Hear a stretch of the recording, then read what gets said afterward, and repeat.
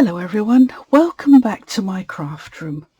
Today I'm going to make a bag, and I'm going to make a bag to fit these lovely Christmas spice biscuits. I know Christmas is coming when I see these on the shelf in Lidl's, because they're never around at any other time of the year, and they are lovely. So it's quite a big bag, as you can see, so it's nice to make a specially customized bag to fit it. And I thought I'd do some of these and give them to our postie and the lady that comes and does my hair. Those people that, you know, come throughout the year and help to make our lives more bearable. So I've got 2 pieces of designer series paper. These measure 12 inches by 8 3/4, and you need 2, and you need to make sure that the pattern runs vertically down the 12-inch side. All right, you need a scoreboard or a score tool, whichever you prefer. I just prefer my trusty scoreboard and my take your pick tool. Now I'm going to score these at 1/2 inch, so pop it in here, score it at 1/2 inch, and then at 3 3/4, like that.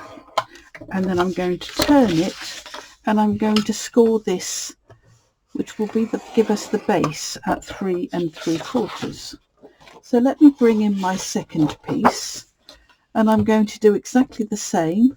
Score it at 1/2 inch and 3 3/4, and then the base will be 3 3/4, or is it meant to be 3 1/4 actually? We'll do it 3 3/4 and let's see what happens. Okay, so that's all our scoring that we need to actually do.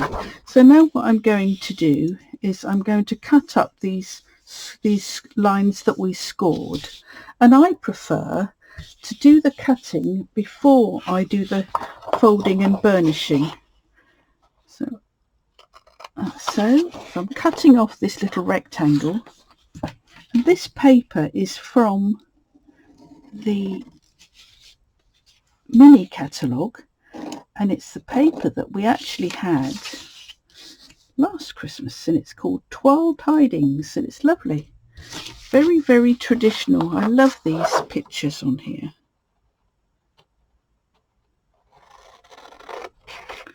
I'll just cut up there, and then I'm going to do the same on this one. As you can see, it's the same design on both sides. One side is real red and the other side is garden green. You see, garden green. So lovely.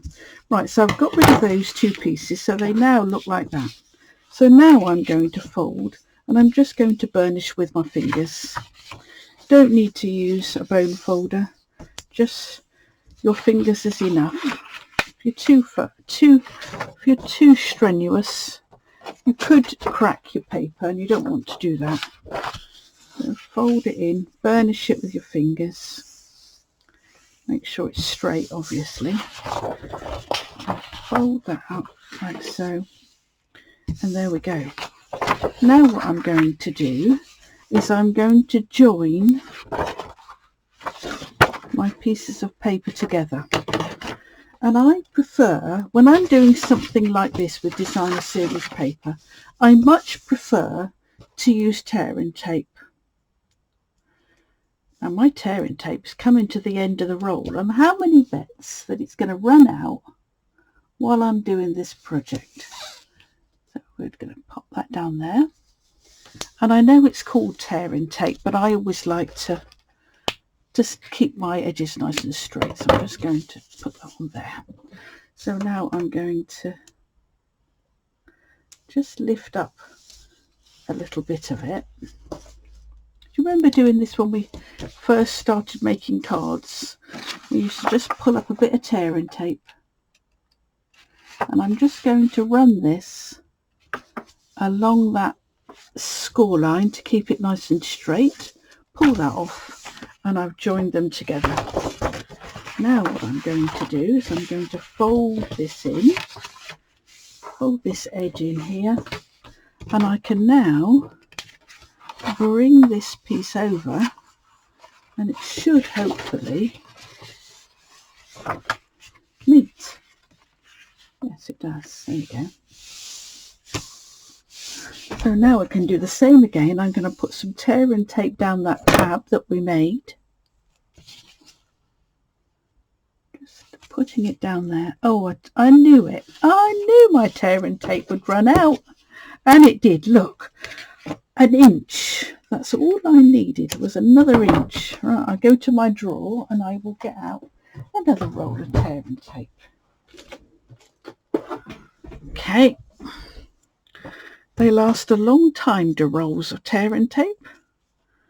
I'm now going to, I seem to have got a bit of a wonky edge there. So let's just pop that down here. Like so. And then cut it off.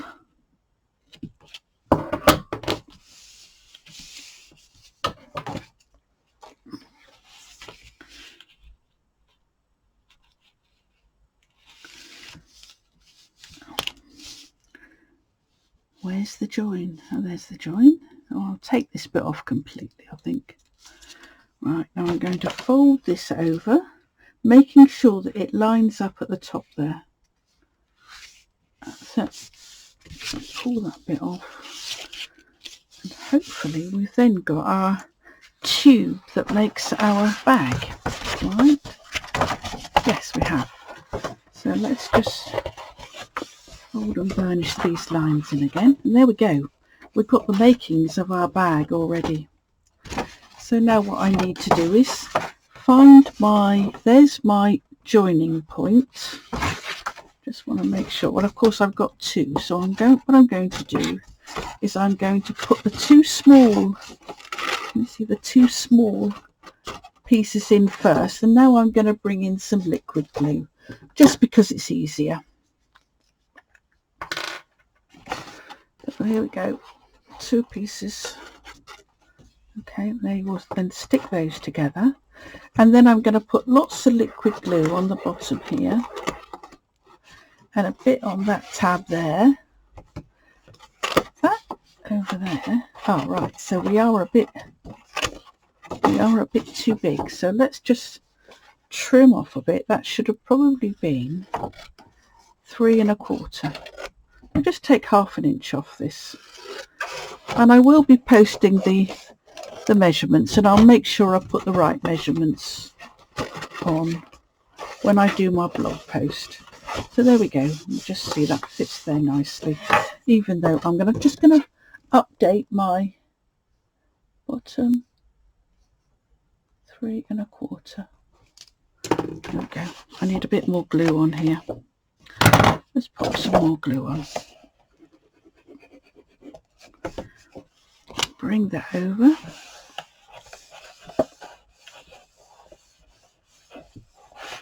Okay. So there's our bag. Now we need to decide what we're going to use as a handle. Right, so there's our bag. So I think I'm going to use some ribbon. And we've got a lovely double-edged stitched ribbon, and this comes in real red as well. And so what I think I'm going to do is I'm just going to make some little handles with this, but first of all I need to make some holes. Now when I'm making a bag, and I know I'm going to make lots of them, what I like to do is I like to make a little template.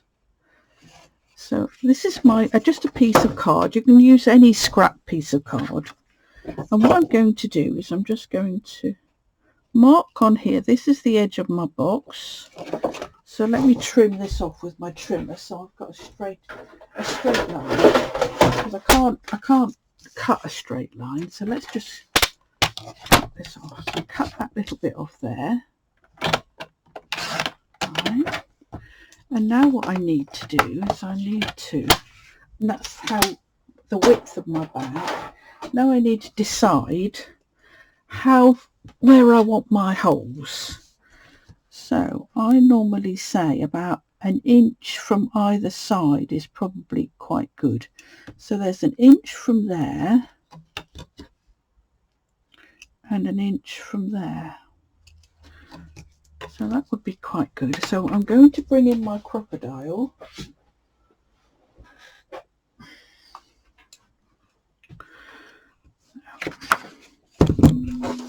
And this is just a template, so I bring in my crocodile, and I've got it set up for, how far have I got it set up for? Let's set it up for 3/4 of an inch. Let's see. Let's just see what that would be like. So that would be 3/4 of an inch there, and I'm just putting it in and centering up that line. So there we go. So now I know that those holes are exactly the same position. So I can just use that, and I'll do it from the inside. No, I won't. I'll do it from the outside because it's easier. So I'm just going to make a mark in the middle of that little hole and that little hole there. The same on this side.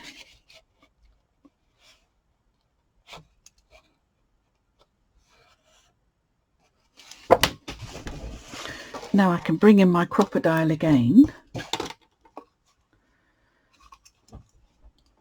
and hopefully, if I get those little bits out, I'll be able to see and place them exactly.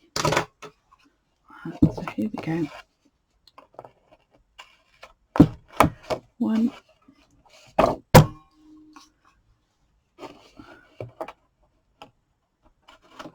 2,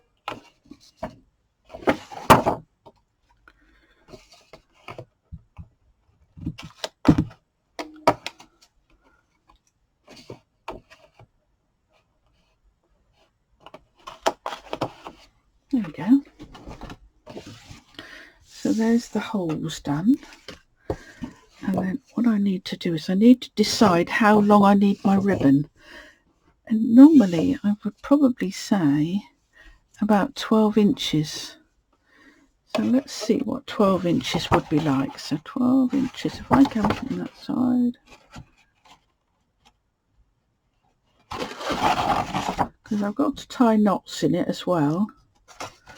So my thought, where I'm holding the ribbon is 12 inches. I don't think that's long enough. I think I'm going to go 15 inches for my ribbon. Oops. That's all gluey. Let's have another go. So 2 pieces of, so 15 inches for my ribbon. Let me write that down on my little crib sheet. Okay. Now what I'm going to do is I'm going to feed that through there, feed that through there,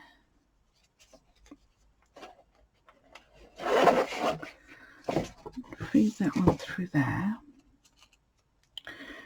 Now at the moment I haven't done a label or anything now, so that will probably be in the next video, the label that I make to go on this. I haven't yet decided what I'm going to do, so that's why I haven't done it yet. So what I think I'm going to do is I'm just going to tie a knot, or shall I tie them together? Oh, look, I've gone and pulled that through. Let's tie them together.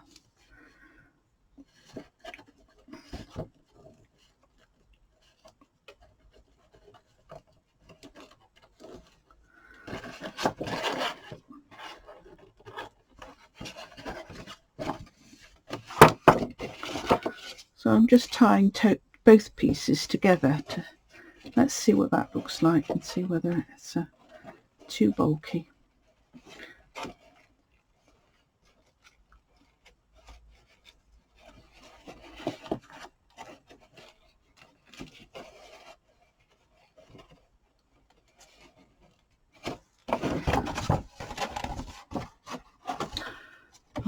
those ends off, as long as we know that they're okay. Yeah, what do you think? Let's try one with them just having knots on the end, which would give us nice longer handles, I think. So, tie a knot. And I'm probably going to do a double knot, I think, just to make sure it doesn't pull through the holes. Let's see what that's like. I'll do a single knot to start with, because my biscuits are quite heavy. Oh, there we go. Oh, that's okay. Single knot is fine. And I think having them tied like that with nice long handles looks far more luxurious. So I think I'm going to do it that way. Just tie a knot in the end.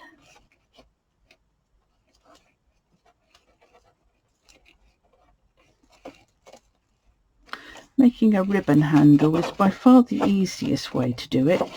I have made in the past, handles using designer series paper, which looks lovely, which does look very, very nice. But in this case, I'm doing a ribbon bag. So there we go. So let's bring in my biscuits. And this is the moment of truth. Do my biscuits fit in there? They do. Lovely. And there we go. And I could even pull that together and put that down a bit.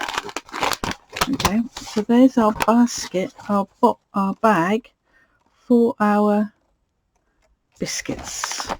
And that's quite a good size bag, and it fits in there, and there's room still to put a card in, which obviously I would want to do. And I can even glue that down if I wanted. So there we go, nice little gift bag for a present to say thank you to somebody who's looked after me all year. So thank you very much for watching. I will do a blog post, and in that blog post I will have all the products that I've used and a link to my shop, so that if you'd like to purchase from me, you'll have everything that you need. Thank you. Bye.